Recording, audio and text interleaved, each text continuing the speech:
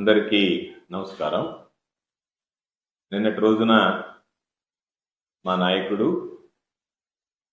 మాజీ ముఖ్యమంత్రి వర్యులు వైఎస్ జగన్మోహన్ రెడ్డి గారి పిలుపు మేరకు రాష్ట్ర వ్యాప్తంగా అన్ని నియోజకవర్గాల్లో మెడికల్ కళాశాల ప్రైవేటీకరణని నిరసిస్తూ ర్యాలీలు నిర్వహించడం జరిగింది. రాష్ట్ర వ్యాప్తంగా జరిగినటువంటి ర్యాలీలతో పాటు నెల్లూరు జిల్లాకు సంబంధించి ఉమ్మడి నెల్లూరు జిల్లాలోని 10 నియోజకవర్గాలు, కందుకూరు నియోజకవర్గంతో కలిపి 11 నియోజకవర్గాల్లో కూడా ఈ ర్యాలీలు భారీ జనసందోహం మధ్య బ్రహ్మాండంగా విజయవంతం కావడం జరిగింది. ప్రజలు, వైఎస్ఆర్ కాంగ్రెస్ పార్టీ నాయకులు, కార్యకర్తలు, విద్యార్థుల తల్లిదండ్రులు, ప్రజా సంఘాలకు సంబంధించినటువంటి నాయకులు, మేధావులు, విద్యావంతులు అందరూ కూడా ఈ కార్యక్రమంలో పాల్గొని మెడికల్ కళాశాలల ప్రైవేటీకరణకి నిరసనగా మద్దతునివ్వడం జరిగింది. కాబట్టి ఈ కార్యక్రమాలు జయప్రదం కావడానికి సహకరించినటువంటి ప్రతి ఒక్కరికి కూడా పేరు పేరున నెల్లూరు జిల్లా వైఎస్ఆర్ కాంగ్రెస్ పార్టీ పక్షాన హృదయపూర్వకమైనటువంటి కృతజ్ఞతలు తెలియజేస్తున్నాం.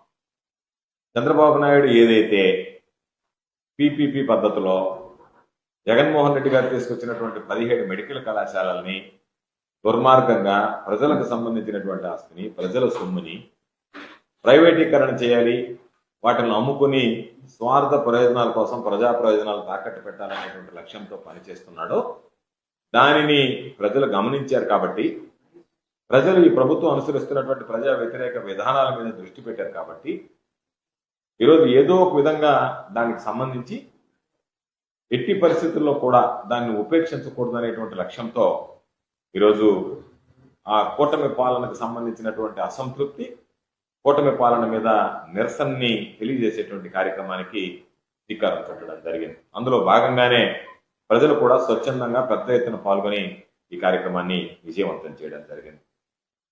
అంటే ఒక కార్యక్రమాన్ని నిర్వహించేటప్పుడు పోలీసుల ఆంక్షలు, పోలీసులకు సంబంధించినటువంటి వేధింపులు, అణచివేత ధోరణి ఇవన్నీ కూడా ఎవరం కూడా జీర్ణించుకోలేనటువంటి పరిస్థితి. అంటే చంద్రబాబు నాయుడు కూటమి పరిపాలన ఏ విధంగా ఉందంటే ప్రజాస్వామ్య పద్ధతిలో కూడా మీరు వెళ్ళి మీ నిరసన తెలియజెప్పడానికి లేదు, మీరు నిరసన తెలియజేస్తే మేము ఊరుకోము, నిరసన చెప్పేటువంటి హక్కు ప్రతిపక్షాలకు లేదు, కాబట్టి మేము ఏమి చేసినా మీరు అణిగమణిగి ఉండాల్సిందే తప్ప మమ్మల్ని మీరు ప్రశ్నించజాలరు అన్నట్టుగా ఈరోజు ప్రవర్తించడం దుర్మార్గం అనేటువంటి విషయం.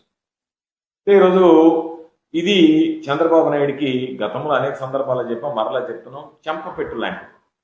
మీరు అనేక రకాలైనటువంటి ఆంక్షలు విధించినా, మీరు బ్యారికేడ్లు కట్టి జనాన్ని నిలువరించినా, ఆపినా, కేసులు పెడతామని చెప్పి బెదిరించినా, పోలీసుల ద్వారా బెదిరింపులకు గురి చేసినా జనం ఎక్కడా కూడా మీ బెదిరింపులకి భయపడకుండా, మీ బ్లాక్ మెయిలింగ్కి తలవకుండా ఈరోజు నేరుగా వచ్చి స్వచ్ఛందంగా పాల్గొని ఈ కార్యక్రమాలన్నింటినీ కూడా జయప్రదం చేయడం జరిగింది.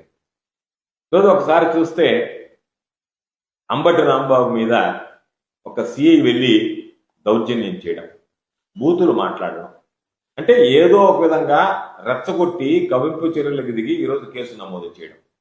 అంటే ఎన్నడైనా ఒక మాజీ మంత్రిగా పనిచేసినటువంటి వ్యక్తిని ఒక సిఐ స్థాయి అధికారి ఎంత దుర్భాషలాడాడో, ఎంత హీనంగా మాట్లాడుతున్నాడో, ఏ విధంగా ఉచ్చరిస్తున్నాడు అనేటువంటిది నిన్న సామాజిక మాధ్యమాల్లో చూసాం, వీడియోలు చూస్తే అనిపించింది.